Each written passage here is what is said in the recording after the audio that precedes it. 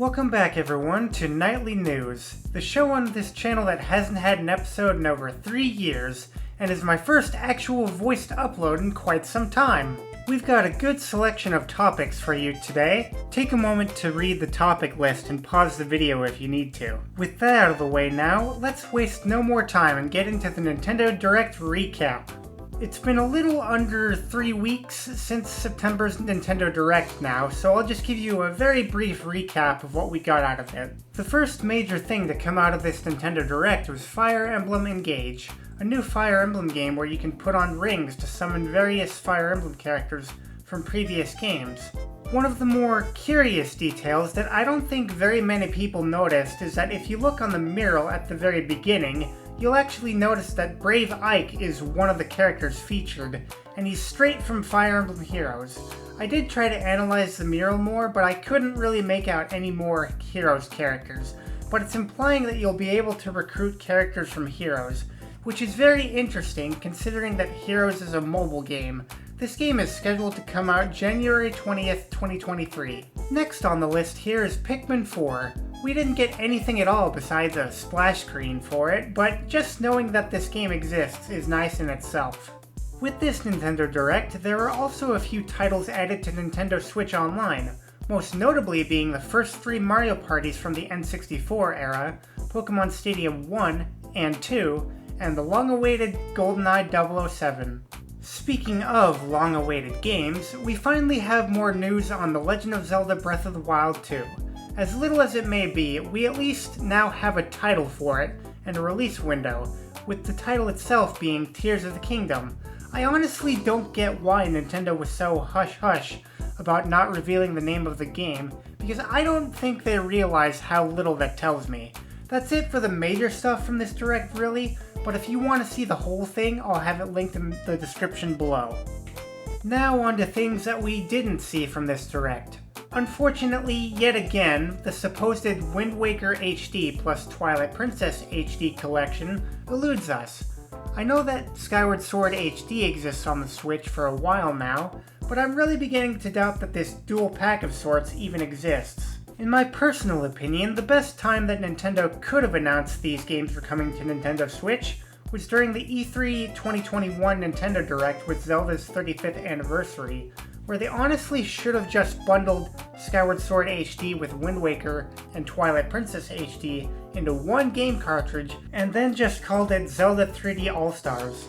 Speaking of trilogy collections we didn't get, there was also no rumored Metroid Prime HD Trilogy collection either. However, this one is a little up in the air, as conflicting reports from various news articles have stated that the developers are reportedly going to remake Metroid Prime 1 from the ground up, and then just remaster 2 and 3 at a later date. So take that how you will, possibly with a grain of salt. On top of that, there was also no new information about Metroid Prime 4, which is now going on its 5th year of development after having to be completely restarted back in 2019 due to Nintendo's lack of satisfaction with the quality of the project. Another item we didn't get during this Direct was the addition of Game Boy and Game Boy Advance games to Nintendo Switch Online. It's definitely an odd move in my book because you'd think with the addition of Pokemon Stadium 1 and 2, they'd be really keen to at least get Gen 1 and 2 on Nintendo Switch Online. I don't care for the original Gen 1 and 2 games as much as some do, but if they ever add something like Pokemon Emerald or Fire Red or Leaf Green to Nintendo Switch Online, then maybe I'd consider the price tag of the expansion pass, since it's been ages since I've played any of those. There was also no mention of a certain JRPG remake, but I'll give that one its own section in a moment, as it really does perplex me. In other news, the Stellaris Toxoid Species Pack, coupled with the Fornax 3.5 update, free patch was released on September 20th. Stellaris Toxoids adds the ability to corrupt worlds with poison, a new Colossus with its own story pack-like narrative, and adds more complex genetic modifications by choosing the overtuned trait during species creation. As for the Fornax 3.5 free update, we're given a few major features, like a relic rework, the ability to spawn all 3 Crisis in one game, and the long-awaited Megastructures tab, so you no longer have to worry about losing track of any Megastructures you own in your controlled space. If you wish to learn more about 3.5 Fornax and Stellaris Toxoids, links to Aspec's tutorial videos will be in the description below. Today's creator spotlight comes from none other than TerminalMontage himself. If you haven't heard of him, he's a famous 2D YouTube animator who focuses on animating various video games and has an incredibly unique style of animation to boot. His videos take a while to make and have a decent-sized production crew behind them, but they are highly successful and have thousands of likes and millions of views. Some of my personal favorites include his work on Something About Super Smash Bros. Ultimate and Something About Monster Hunter World Iceborne. He's also fairly recently announced a new original series called The Fruitless Quest of Nabiu, with its Patreon page being linked in the description below.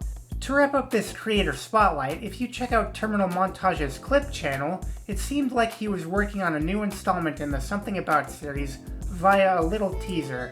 Some users speculated that it was going to be either Something About Kirby's Dream Buffet or Something About Kirby Squeak Squad. Due to me being lazy and recording this video, it turns out that the video in question was in fact Something About Kirby's Dream Buffet.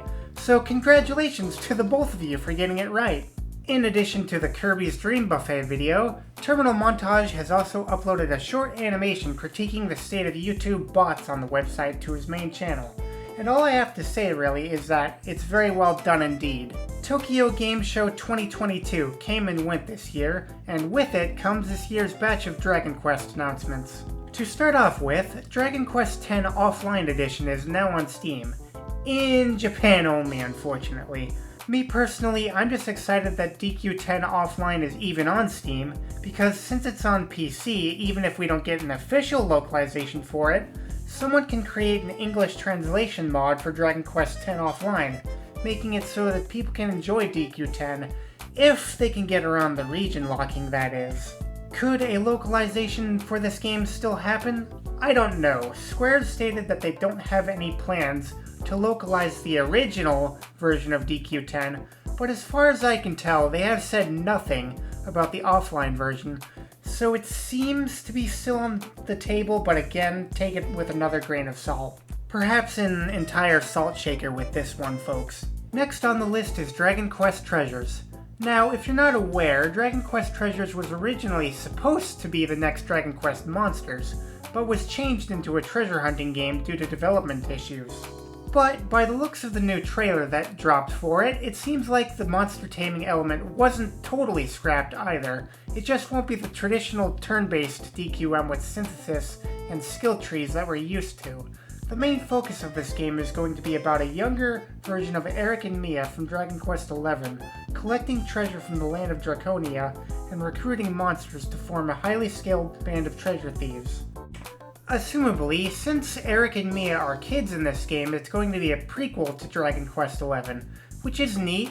I used to not be too keen on getting Dragon Quest Treasures because of how it was going to be a DQM game instead, and I was admittedly a bit salty at the changes, but now that I've seen the new trailer with the gameplay, that looks extremely fun, and know that DQM is apparently still getting a new game, straight from Yuji Horí's mouth himself, I might add, I might go and pick this one up. If you want to see the full gameplay overview yourself, I'll have it linked in the description below. If you want to pick up Dragon Quest Treasures yourself, it releases on December 9th of this year. The rest of the TGS Dragon Quest announcements weren't too huge, like mobile games and such, but there was one oddity that was entirely left out of TGS, and that's Dragon Quest III 2D HD Remake.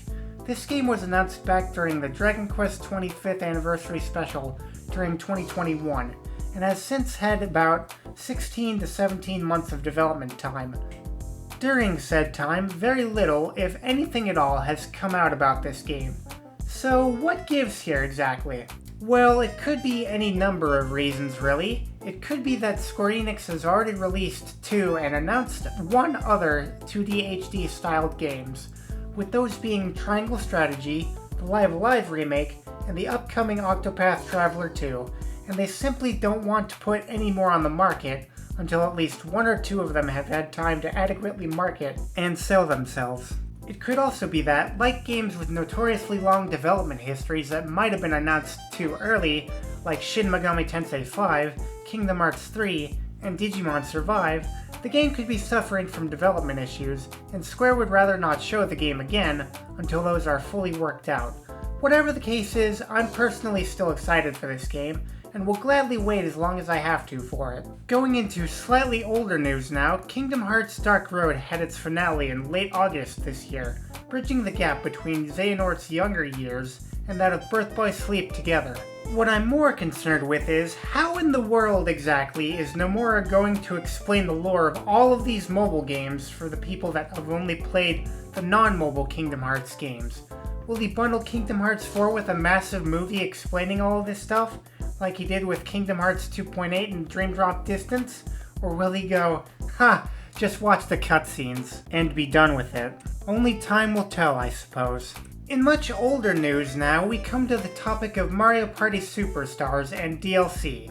Mario Party Superstars was released almost a year ago, back on October 27th of 2021, and since then has seen quite the amount of success for Mario Party's long-awaited return to tradition. Some people, myself included, wanted to see more out of the game, as Superstars doesn't quite have the normal amount of content as your average Mario Party game, with it clocking in at 5 boards as opposed to 6, with this being the only Mario Party game in the series to not have a Bowser-themed board, and it may feel a tiny bit lacking in terms of the character roster. This then brings up the question, is this game going to have DLC? Well, unfortunately, like the status of DQ3 2D HD, no one really knows for sure. Nintendo and NDCube could not want a potential Mario Party Superstars expansion pass to compete with the Mario Kart 8 Booster Course Pass, and due to the first 3 Mario Party games getting added to Nintendo Switch Online very recently, any remade versions of these old Mario Party boards and Superstars could take away from their addition and be seen as inferior. On the other hand, there's the argument that Superstars could still get DLC because Mario Kart 8 Deluxe was released a whole 5 years ago, and that was recently given DLC. This shows that there's seemingly very little or no time limit as to when games can get DLC within a console's lifetime, so it's anyone's guess really. What do you think? Is Mario Party Superstars going to get a massive amount of DLC and turn into Super Smash Bros. Ultimate Mario Party Edition? Or is NDCube just going to make a new Mario Party game instead? Let me know what you think. And as a final topic for this edition of Nightly News, we have a look at my future content. Now, I know that I've been a real slacker with actual content uploads recently, but I have projects in the works now, and hopefully I'll be able to get something out, as I have a few ideas for interesting videos. I just need to get a good balance between my life and making content, and also getting my editing chops back. I appreciate your patience for those of you who are still waiting. And with that, I hope you enjoyed this edition of Nightly News, and I'll see you next time.